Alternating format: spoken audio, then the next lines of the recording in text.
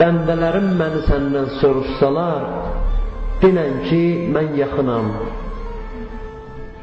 Mənim günahkar bəndələrim. Necə ata oğlunu nəvaziş eləyəndə deyər, övladım, oğlum. Allah da günahkarlarla belə danışır, günahkarları nəvaziş eləyir. Deyir, mənim günahkar bəndələrim, demir günahkar insanlar.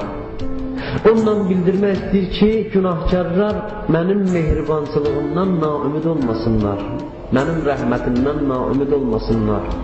Onlar mənim bəndəmdir. Onlar bəndəlikdən çıxıblarsa da, mən Allahlıqdan çıxmaram.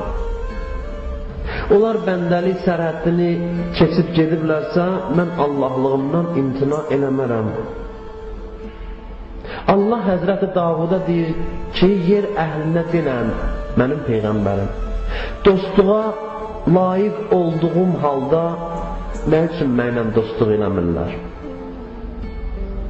Bir halda ki, ən yaxşı dost mənəm, dostluğa mən layiqəm, bunlar nəyə görə mənlə dostluq eləmirlər?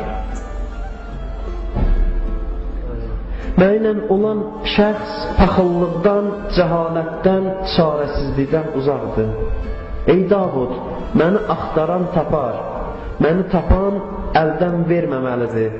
Davud, neymət bizdən olduğu halda bunu başqalarından görürlər.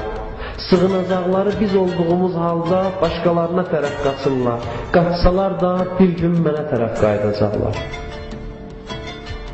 Allah buyurur ki, mənim bəndələrim necə insafsızsınız. Siz məni yad eləmirsiniz, mən sizi yad eləyirəm.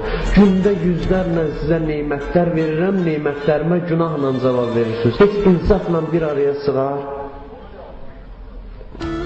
Mən səni ibadətə çağırıram, sən isə başqa tərəfə gedirsən. Mən səndən bəlaları qaytarıram, sən isə günah işlərə məşğul olursan. Ey Adəm övladı, sabah qiyamət günündə nə cavab verəcəksən mənə?